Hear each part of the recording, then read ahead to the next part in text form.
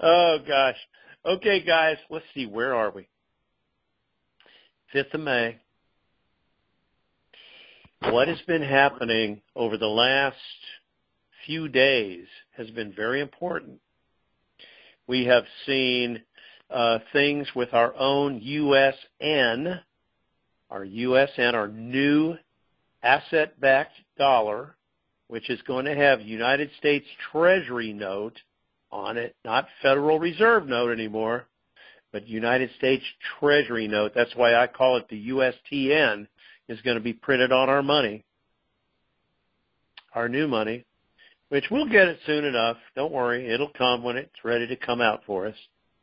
But this digital version of our USN was digitized several days ago and is actually showing up on some countries' screens, bank screens, as a USN, an asset-backed dollar. Now, it's probably more widespread than I know, but I know it's shown in Hong Kong and Costa Rica and I'm sure other countries. But what's important to realize is we have it. China has a gold-backed yuan that's digitized, meaning in a digital form. And we know that Iran actually is trying to make an announcement about Iraq because both of them have revalued their currencies, the Iranian rial, R-I-A-L, rial, and, of course, the Iraqi dinar, or new Iraqi dinar, as it's called. And we know that Iraq cannot announce their new currency, even though they have it, they've had it revalued for a while and had it on the CBI site, but immediately sort of took it down. They can't really announce that until we say they can, which is strange, I know. But it's just so closely held until we're ready to start. And I mean us ready, Tier 4A and B. When we're ready to start, that is as early as the Iraqi dinar revaluation is going to be seen. Now, we have sources in Iraq, and we have sources that are Iraqi Americans that have what we call the key card. It was pronounced key. It's spelled Q-I, key cards. These are their debit and sometimes credit cards, MasterCards primarily, that are loaded with a certain amount of money.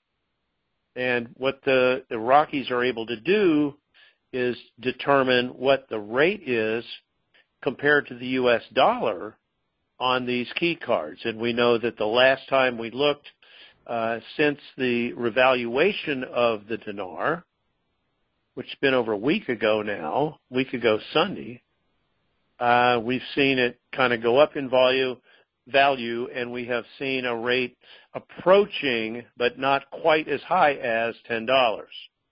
That was a so-called in-country rate because it's there for the Iraqis and it's on their key cards. Okay? It's not going to necessarily be on a bank screen or on a CBI website. No, it won't be there yet. So if that rate holds up, is it going to be a front screen rate on our banks? I don't know. Could be. Now, we know the rial had a placeholder rate like 23 cents, but that's probably just all it was, not an actual rate for their currency, because as trading partners next door to Iraq, it should be within 5%. Should be. That's where it'll ultimately end up. It may start there, but it should end up within 5% of the Iraqi dinar. Now, so it's something to look at if some of you have rial. Now, the rate for the Vietnamese dong, we don't know. That's a tough one to always get. It's tough to actually get that for some crazy reason. But the good news is that since the Vietnamese dong came off of the Travelex currencies, it just doesn't even appear there. You go to look for it to try to get some, it's gone. It ain't there.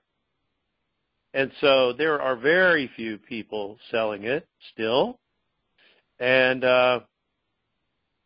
chances are their supplies basically have run out.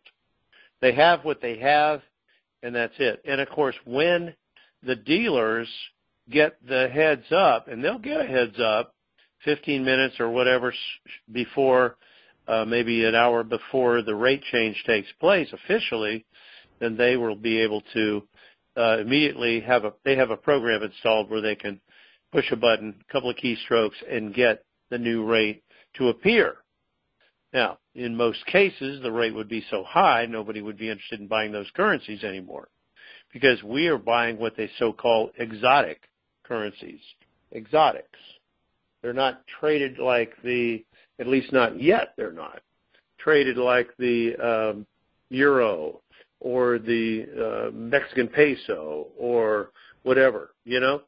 They're not like that.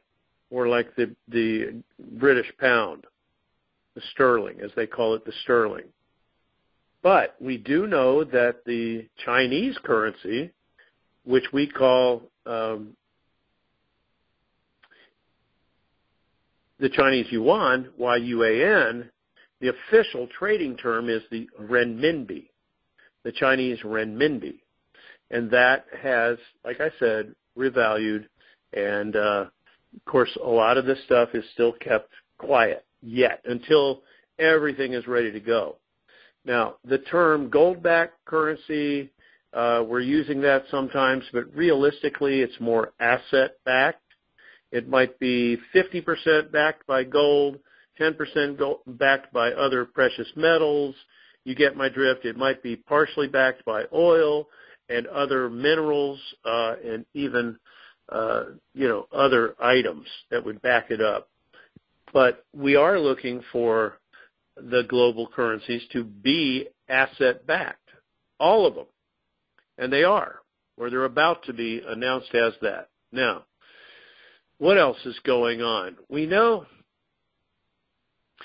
that tomorrow, Wednesday, the so-called exotics are going to be traded, if you will. And these are places like Zurich, Bern, Switzerland, also places like Hong Kong, Miami, London, where bonds and boxes of bonds and so-called Pacellis and super Pacellis will be hypothecated and paid out, we believe, starting tomorrow. They're terming them as exotics. Okay, so that is going tomorrow. What's going on now or tonight?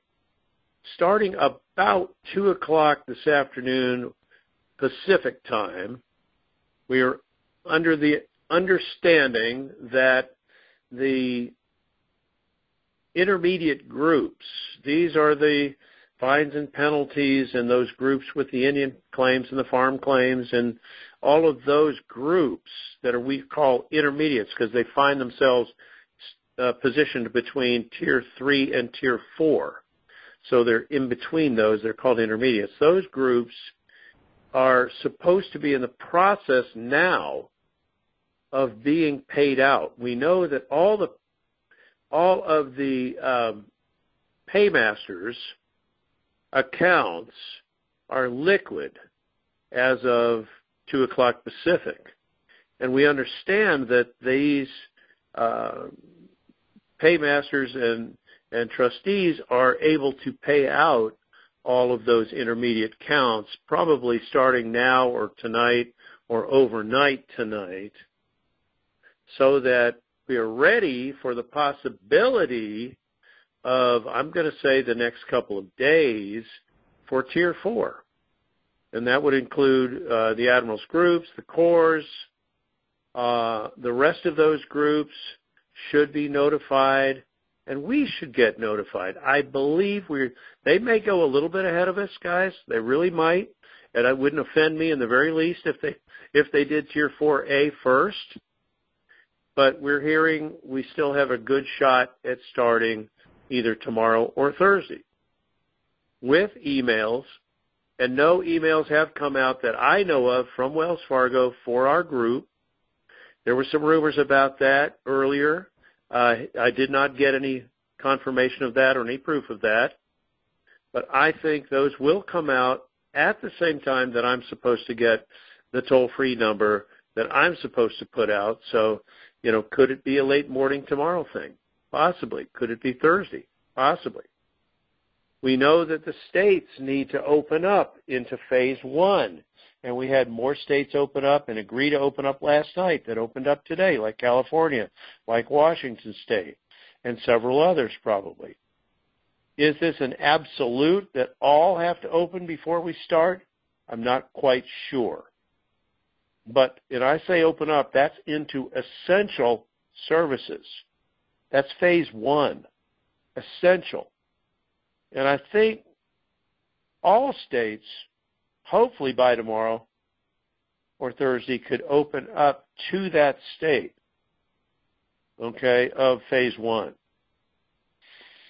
I'd love to see that, because if that is required for us to go, then we're just about there. Now,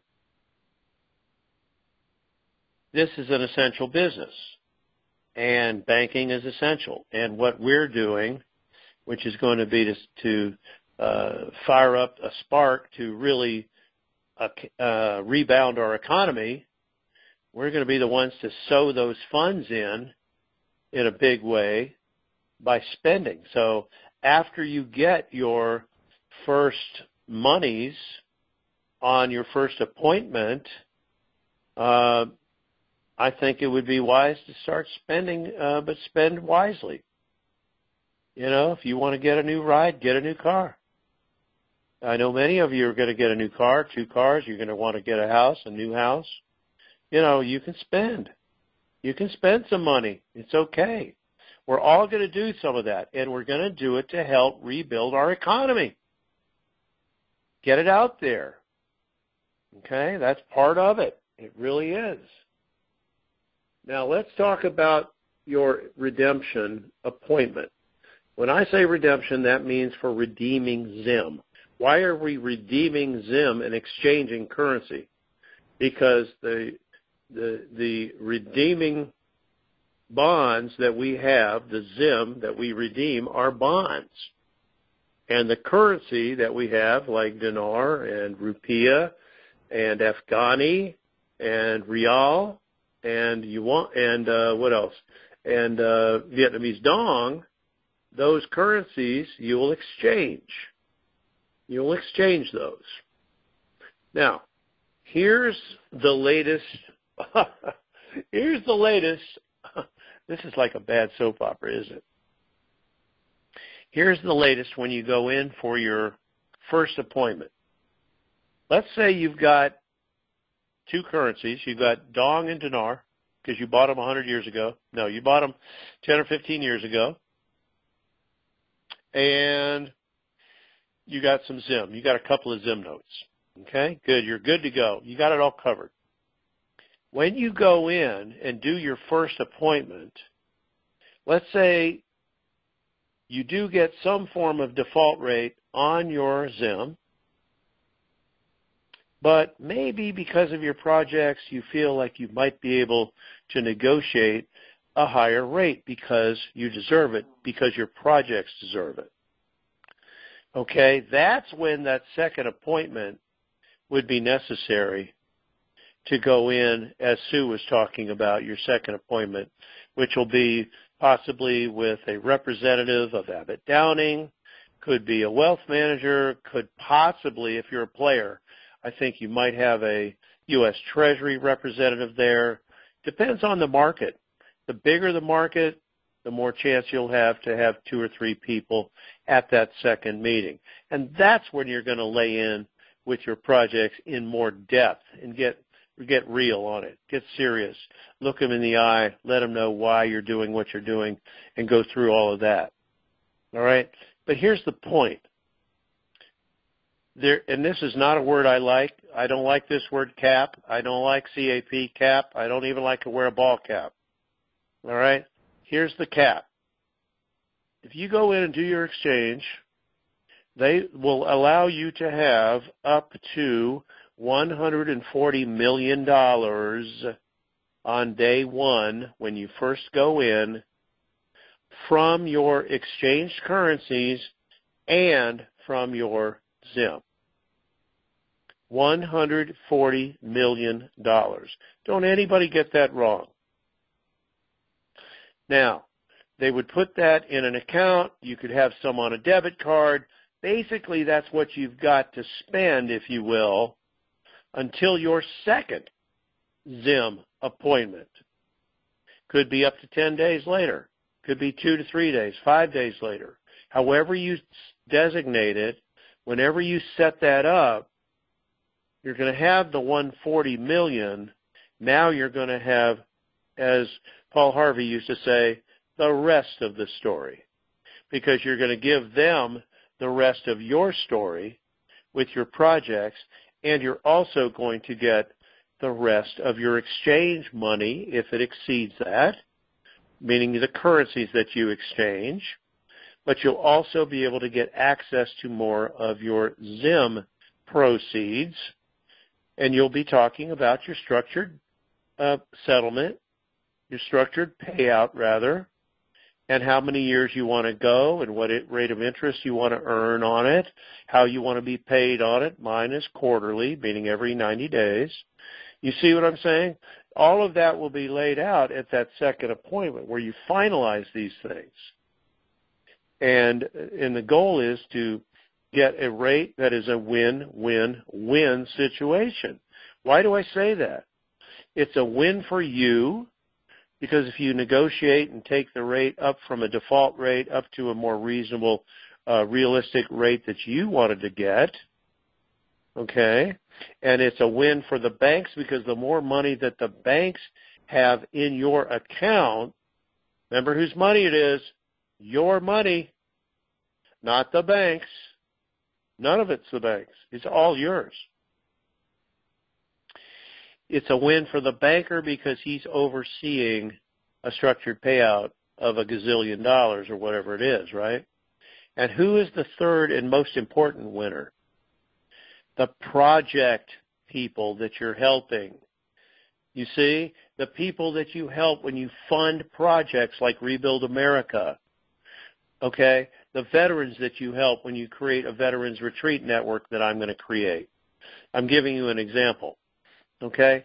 The people's lives that you seed these monies into to get to level the playing field so that people will have a better lifestyle and a better opportunity to learn and earn. Okay? All of that stuff nationwide and, yes, worldwide too. But we start here. We start here at home. We rebuild the homes that have been torn down by the tornadoes. That's our first part of Rebuild America. And then we go on beyond that to rebuild cities, towns, and communities all over this great country of ours. Okay? My point is, it's a win-win-win situation. All three portions. You, the banker, wins, and the people that get the benefit of our projects win. They're the beneficiaries of this, of the most of the money. You can only buy so many cars. You can only have so many homes. You can only buy so many shoes, even though the women will have a challenge there. Just kidding. I want them to buy shoes. But here's the thing. That stuff's going to get old after a while. And what really is meaningful is, what are you doing with your life to help other people? That's where it makes sense. That's where we find our joy. Our joy is renewed every morning knowing that we're going to be able to affect people's lives in a positive manner. every day after we wake up and have our bulletproof coffee. You see what I'm saying? I mean, our life completely changes. We do a 180 after this thing goes, after our second appointment, and we come waltzing out of the bank knowing what the deal is. I'm excited, you guys. I am jacked up. And I think you guys are too. You're ready. You've been prepared. Sue has prepared you in a beautiful way. Bob has prepared you to get your health and your fitness back. I've prepared you with the concept of helping others and working with us, you know, to do these projects and how you can coordinate and affiliate with us. We're not business partners, but you're affiliates of the Big Call. You're affiliates of Rebuild America. You're going to be doing very similar things that I'm going to be doing, and we'll show you how. We'll email you what we're doing with simple step 1, step 2, step 3, all the way down. We'll create a template for you. So if you want to be part of it, you're welcome. And I'll be sending out questionnaires that will allow you to pinpoint, you know, where you want to be, what kind of activity you want to do, what maybe you're gifted in. You know, a lot of people are gifted in horses and riding horses and working with horses, and some of you are gifted with pets and dogs and what we call canine therapy. I need those people. I need you to help me with that at the Veterans Retreat Centers, the Veterans Retreat Network sites. Okay? So if you know something like that, and I know we've got several on the call, but that'll be something that you can respond to when we send that email questionnaire out to our listeners. So anyway, I'm not going to belabor it because I've talked about it for years, and you guys that have been on the call for a while know my heart on this. So I'm excited to say looks like we're finally coming down to the wire. We've had some false starts. There's been a lot of pickup and drop-off, and it's ongoing. It's still ongoing. Cleanup on aisle 3, still taking place. Had a big weekend, Friday, Saturday, Sunday. Friday starting at 4:30 in the morning. Boom, boom, boom. You know, it's all good. It's going to be good for us. But I want everybody to be conscious of their safety, of their security going forward. It's going to be something that we're going to take very seriously. And I want you guys to just do whatever God calls you to do. Good night, everybody. Thank you. Bob, whenever you're ready.